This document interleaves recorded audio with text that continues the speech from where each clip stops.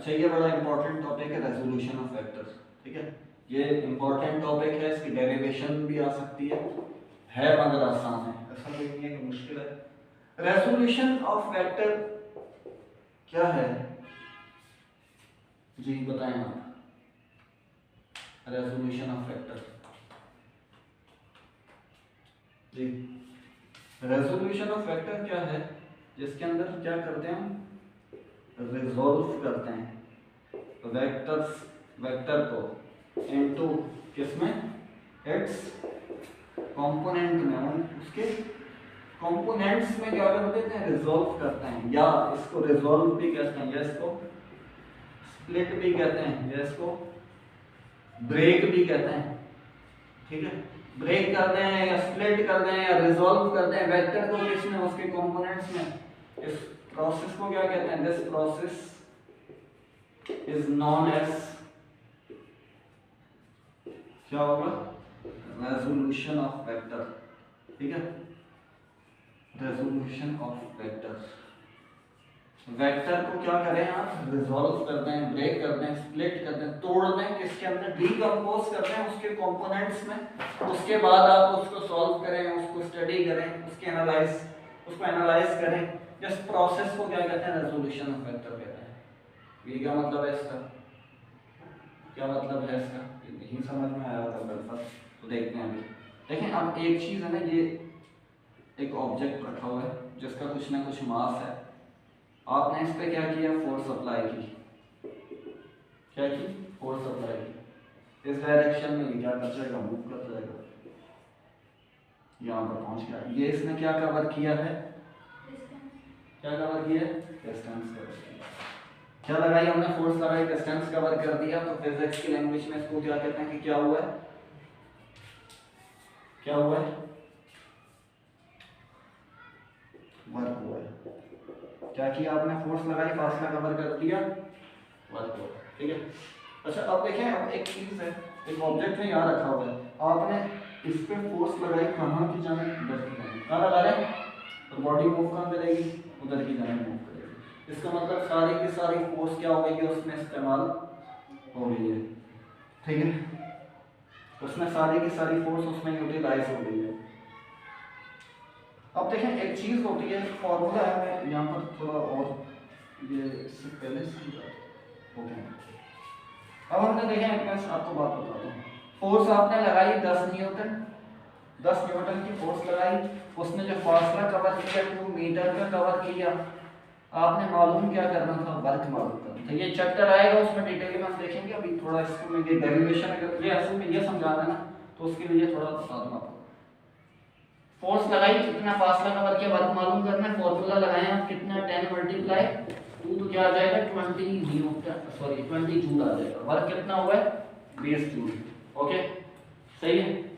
अब देखें ये जमीन पे है, आपने यूं फोर्स लगाई, उस जानिब उस फासला कवर कर दिया। चलो अब इस कंडीशन को थोड़ा सा चेंज करते हैं। अब हम इस तरीके की करते हैं कि आप देखें यहाँ पर है, छत पे इस जगह पे हैं और एक ऑब्जेक्ट है, ये उसका कुछ ना कुछ मास था, तो ये मास पे हम ले जा रहे हैं। आपने यहाँ से इसके साथ क्या किया हुआ है, एक रस्सी को बांधा हुआ है, उस बॉडी को रस्सी से क्या किया हुआ है, अटैच किया हुआ है। मतलब जैसे आप इस संदूक पे हैं और आप इसको क्या कर रहे हैं, खींच रहे हैं, यहाँ पर कोई चीज़ है खींचना है। यहाँ क्या लगा रहे हैं आप, यहाँ से फोर्स लगा रहे हैं और भारी चीज़ है, ठीक है। आप किसी ऊंची जगह पे हैं और आप खींच रहे हैं, क्या होगा, क्या होगा, फोर्स लगेगी, और फोर्स लगेगी तो क्या होगा, करीब आएगा, आपके पास आएगा, नीचे आएगा, नीचे तक आएगा ना। अब वो घसीटते घसीटते यहाँ तक पहुँच जाएगा, कहाँ तक पहुँचेगा, यहाँ तक, ठीक है। ये फासला इसने कवर कर दिया, भारी नहीं है पहुँचेगा ना, पर आपके कागज थोड़ी उठा रही है, कोई बड़ा भारी चीज़ हो अगर तो फर्स्ट, ठीक है। मतलब आप जैसे कुर्सी को ले रहे हैं, आप यहाँ पर हैं, खींचेंगे तो यहाँ तो नहीं आएगी, यहाँ तक तो आएगी ना, फिर आप उसको ऊपर की जाए दोबारा से फोर्स लगाएं। अभी तो आप यहाँ लगा रहे हैं ना, तो खींच रहा तो है मगर यूं नहीं आ रहा, कहाँ आ रहा है, यूं यहाँ तक पहुँच गया, ठीक है। हम वो वाला केस लेते हैं, यहाँ पर भी आ सकते हैं, कोई ऑब्जेक्ट हल्का सा हो तो यहाँ पर भी आ सकते हैं। हम कोई क्या था, कोई ऑब्जेक्ट ले रहे हैं जिसका मास ज़्यादा है तो यहाँ तक तो पहुँच जाएगा। फोर्स कहाँ लग रही थी, फोर्स लग रही थी यहाँ। अच्छा हम इसको देखते हैं तो ये एंगल बन रहा होगा कुछ ना कुछ, मतलब यूँ हो रहा होगा, ठीक है, ये कुछ क्या बन रहा होगा, एंगल बन रहा होगा। इसको कह देते हैं कि 45 डिग्री बन रहा होगा, ठीक है। 45 डिग्री के उसमें आप एंगल फोर्स लगा रही हैं, अगर वो बॉडी यहाँ नहीं पहुँची, यहाँ पहुँचती है। पहुँचना चाहिए कहाँ तक था, यहाँ तक था, ठीक है। क्यों पहुँचना चाहिए था, क्योंकि फोर्स उसी जाने पर, भाई अब मैं यहाँ खींच रहा हूँ तो मेरी जाने भी आएगा। मैं यहाँ से खींच रहा हूँ तो यहाँ पर आएगा, अगर वो यहाँ नहीं आता पीछे की जाने वाला है। इसका मतलब क्या है कि फोर्स पूरी की पूरी उसमें इस्तेमाल नहीं हुई। अब आपने यहाँ पर भी वही काम किया, फोर्स कितनी लगाई, मैं इसमें यहाँ पर लिख देता हूँ, फोर्स लगाई 10 न्यूटन, इसने फासला वही कवर किया, कितना, 2 मीटर। अब देखते हैं कि वर्क कितना होगा। अब हमने वर्क का फॉर्मूला देखा कि F डॉट डी है और डॉट प्रोडक्ट है, तो इसका मतलब होता है एफ डी कॉस थीटा, ठीक है। ये डॉट हटता है तो कॉस थीटा, मतलब ये वर्ड वेक्टर मल्टीप्लिकेशन अभी क्लियर कर देते हैं कुछ देर में।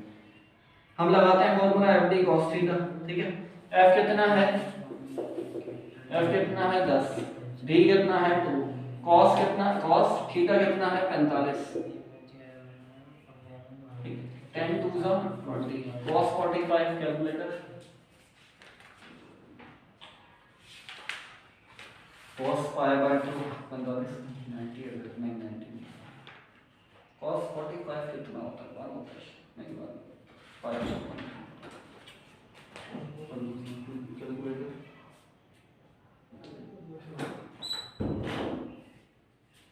सही क्यों मिल बैठो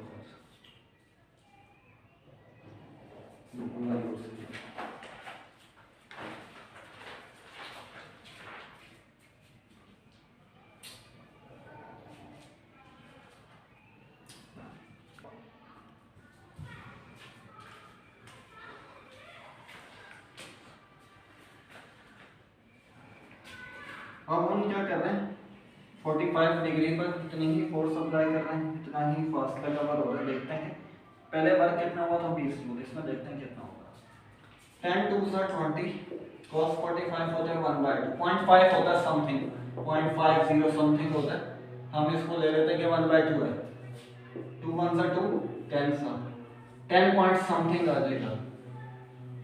फोर्स कितनी है, वर्क कितना, सॉरी ये वर्क आ रहा है, वर्क कितना हुआ है 10 जूल।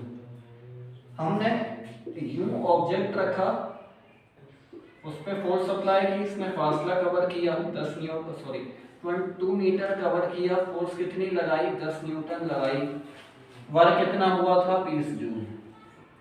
हमने ये कंडीशन अप्लाई की, फोर्स लगाई कितनी 10 न्यूटन, फासला इतना ही कवर हुआ, मगर जो वर्क हुआ वो क्या हो गया, कम हो गया। तो ये वर्क कम क्यों हुआ है, ये वर्क कम क्यों हुआ है, देखें। अब फोर्स किस जाने लग रही थी, इस जाने, फोर्स कहाँ लग रही थी, ऊपर की जाने, आना भी कहाँ चाहिए था, उधर, मगर नहीं आया।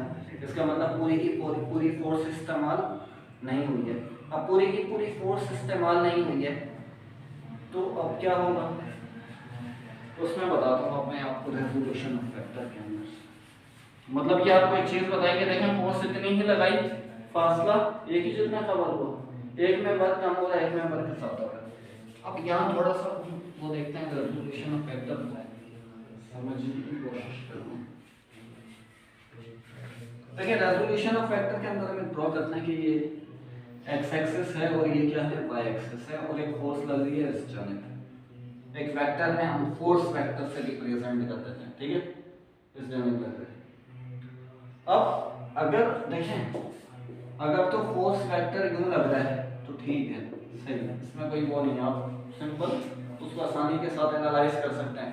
या फोर्स वेक्टर इधर लग रहा है, ये कोई वेक्टर है इस जानिब है, तो ये समझ में आ सकता आने वाली चीज है कि ये हॉरिजॉन्टली मूव कर रहा है। अगर कोई वेलोसिटी है तो वेलोसिटी इस डायरेक्शन में, अगर कोई बॉडी मूव कर रही है तो इसका मतलब यह है कि उसका जो वेक्टर की डायरेक्शन है इधर ही जा रहा होगा, इधर ही क्या कर रहा है, उसको लोकेट कर रहा है, ऊपर की जानिब जा रहा है कोई ऑब्जेक्ट, तो उसकी वेलोसिटी वेक्टर कहाँ की जानिब, ऊपर की जानिब, ये सिंपल है।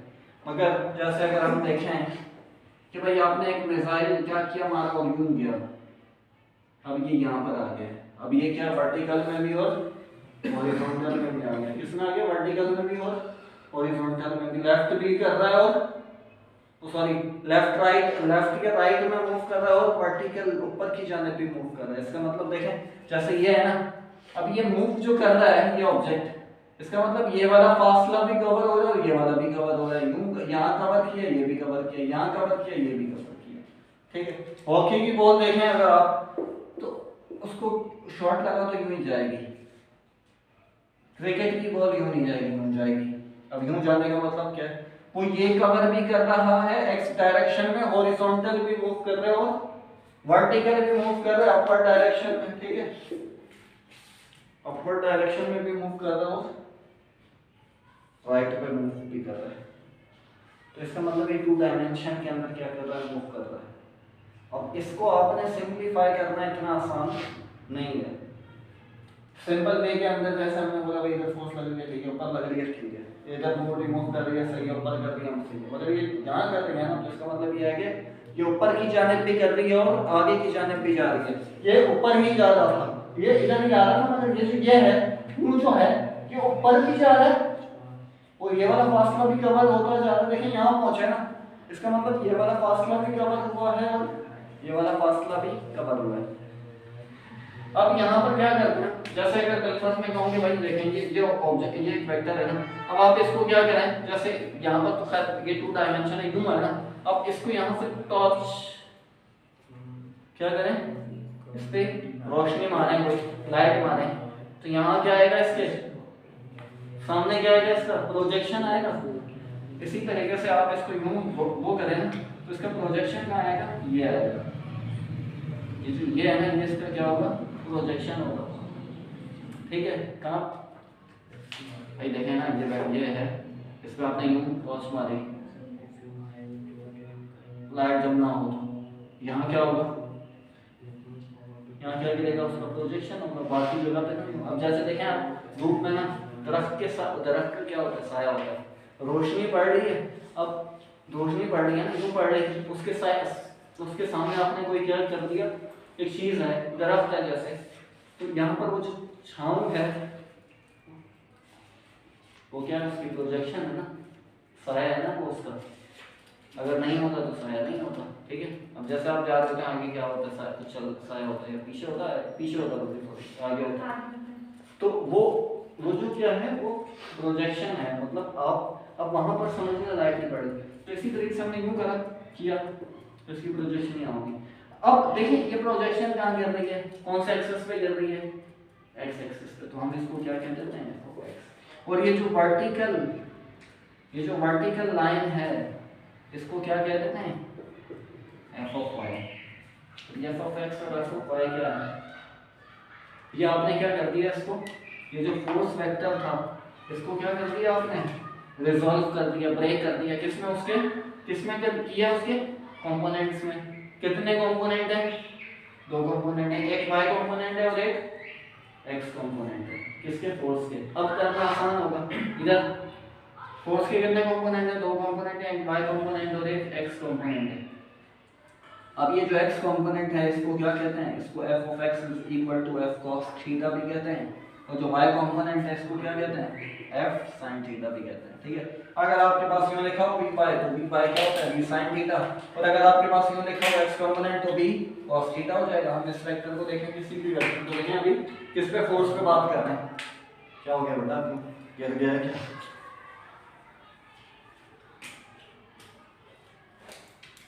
अच्छा ये क्या बन रहा है, एंगल बन रहा है। ठीक है, इसको मैं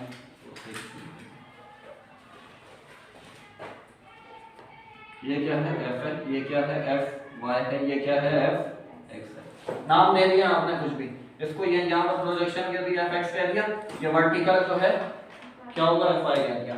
अच्छा अगर हम ट्राइंगल के उसमें देखें, ये ट्राइंगल है, कौन सा ट्राइंगल है, ये कौन सा ट्राइंगल है, राइट एंगल ट्राइंगल है। ठीक है, राइट एंगल ट्राइंगल क्या होता है, जिसमें एक एंगल क्या होता है, 90 डिग्री होता है। ठीक है, तो ये जो ये वाला एंगल है 90 है, तो इसका मतलब राइट एंगल ट्राइंगल है। अब थीटा के सामने वाले को क्या कहते हैं? परपेंडिकुलर कहते हैं। ओके, थीटा के सामने वाले को क्या कहते हैं? परपेंडिकुलर। जो एंगल की एडजेसेंट साइड होती है, जहां से क्या बन रहा होता है? एंगल बन रहा होता है, उसको क्या कहते हैं? बेस। और जो 90 के ऑपोजिट जो होता है 90 डिग्री, ये जो ये वाला थीटा है इसको थीटा 2 कहते हैं, तो इसके जो ऑपोजिट होता है उसको क्या कहते हैं? हाइपोटेन्यूज। हाइपोटेन्यूज कहते हैं, टेन्यूज। ठीक है, थीटा के सामने वाला परपेंडिकुलर, नीचे वाला जहां से एंगल बन रहा है बेस, और बाकी जो बचा वो क्या है? हाइपोटेन्यूज। हाइपोटेन्यूज ये है कि ऑपोजिट किसके? 90 डिग्री के। अब फॉर्मूलाज पे आते हैं, ट्रिग्नोमेट्रिक रेशियोज पे। ट्रिग्नोमेट्रिक फॉर्मूलाज देखते हैं कुछ। sin थीटा किसके बराबर होता है? Perpendicular upon hypotenuse. cos theta किसके बराबर होता है? Base upon hypotenuse. और tan थीटा किसके बराबर होता है? Perpendicular upon base. ठीक है, ये कुछ फॉर्मूलाज हैं, ये याद रखना है आपने। अगर आप कहेंगे फंक्शन है, ये बेसिकली ट्रिग्नोमेट्रिक फंक्शंस हैं। मैथमेटिक्स के अंदर अभी फंक्शन क्या होता है ये अभी आपको नहीं पता, अभी बताएंगे क्योंकि आपके कोर्स का हिस्सा नहीं है। तो फंक्शन क्या है? ये ट्रिग्नोमेट्रिक फंक्शन है। इसका फॉर्मूला क्या है? Perpendicular upon base. cos theta क्या होता है? Base upon hypotenuse. tan theta क्या होता है? Perpendicular upon base. अब हम इसको देखते हैं थोड़ा के अकॉर्डिंग देखते हैं कुछ। ये मेरी डेफिनेशन है।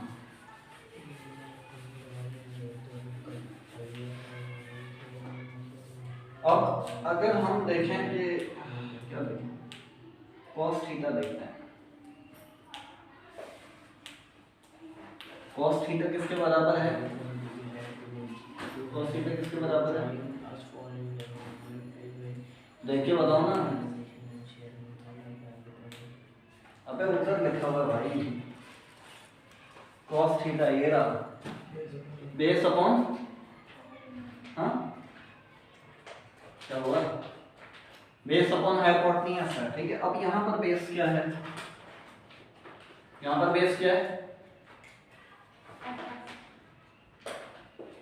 और हाइपोटेन्यूज क्या है? एफ ये है ना, डिवाइड है उधर जाके क्या हो जाएगा? मल्टीप्लाई। तो एफ एक्स किसके बराबर? एफ कॉस थीटा के बराबर। मैंने यही लिखा था, एफ एक्स बराबर एफ कॉस थीटा के। और एफ वाई किसके बराबर बताया था? एफ वाई किसके बराबर बताया था? एफ साइन थीटा के। ठीक है, अब वो इस फॉर्मूले से करते हैं। साइन थीटा किसके बराबर होता है? Perpendicular upon hypotenuse. परपेंडिकुलर बनाइए यहाँ क्या है? F Y. हाइपोटेन्यूज क्या है? एफ। एफ डिवाइड है तो जाके क्या हो जाएगा? तो F Y is equal to F sine theta. ठीक है, अब आते हैं एंगल में। tan थीटा किसके बराबर होता है? Perpendicular upon base. परपेंडिकुलर क्या है यहाँ? F Y. बेस क्या है? F x. अब हमने थीटा मालूम करना, एंगल निकालने के लिए ये फॉर्मूला। तो tan यहाँ पर है, उधर जाएगा क्या होगा? मैं ये वैसे डायरेक्ट होगा, tan इनवर्स होगा F Y upon F X. ये कैलकुलेटर से आप मालूम कर लेंगे। सही है, tan inverse of F Y upon F. जी क्या किया?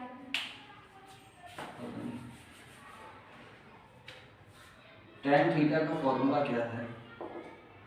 Perpendicular upon base. परपेंडिकुलर की जगह पे क्या रखेंगे? एफ वाई, और बेस की जगह पे एफ एक्स। देखिए आप क्या कर रहे हैं कि हम यहाँ पर मालूम क्या कर रहे हैं, इसमें अननोन कितने हैं? अननोन कितने हैं इसमें? 4 हैं। ठीक है, उन 4 के लिए क्या चाहिए हमें? क्या चाहिए? फॉर्मूला चाहिए। फॉर्मूला मालूम कर रहे हैं।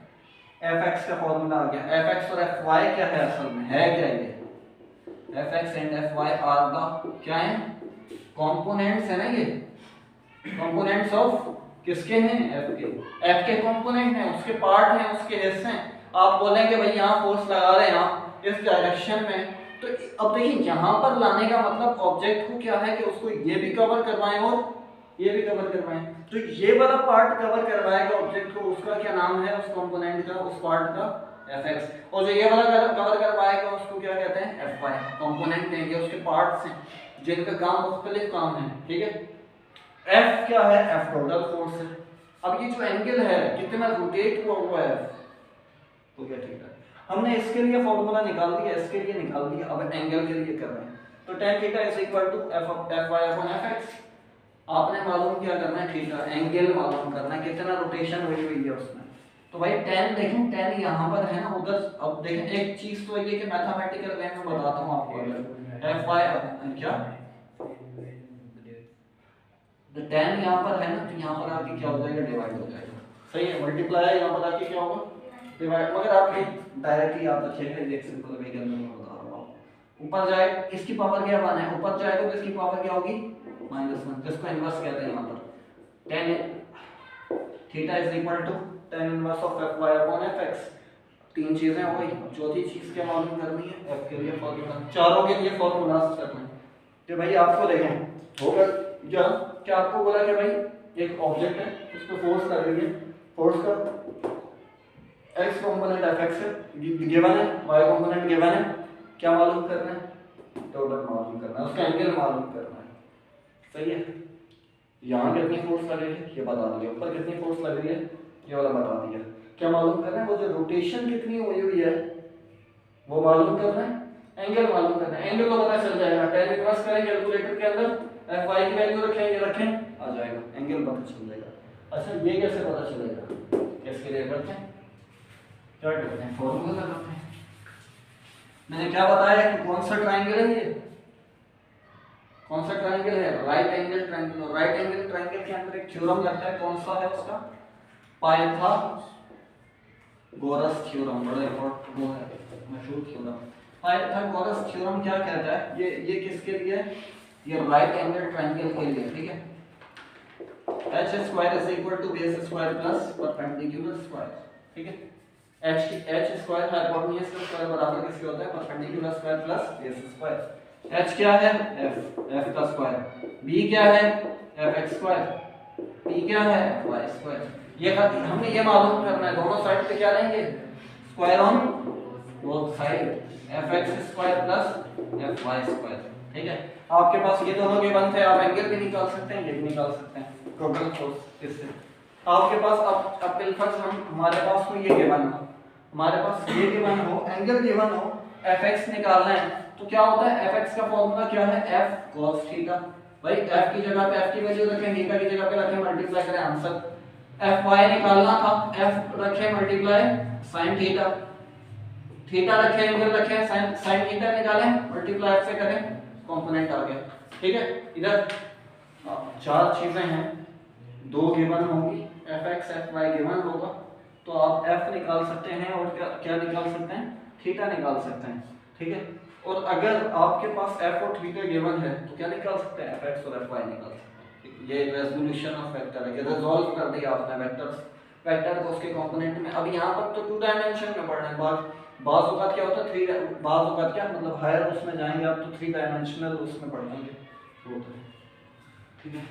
कोई सवाल आगे समझ में जी, आगे समझ में क्या नहीं आया बताओ।